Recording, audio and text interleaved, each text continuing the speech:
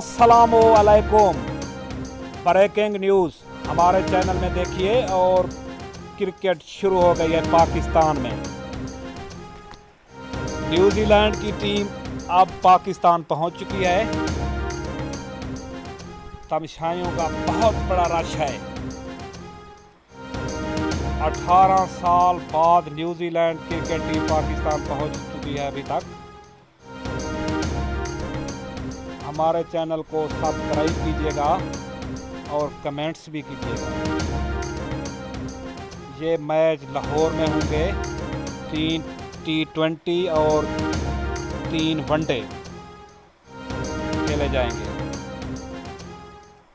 अगर आप हमारे चैनल को सब्सक्राइब करेंगे तो हम आपको नई नई वीडियो और भी दिखाएंगे। कमेंट्स भी करना है। अल्लाह हाफ़िज़, शुक्रिया।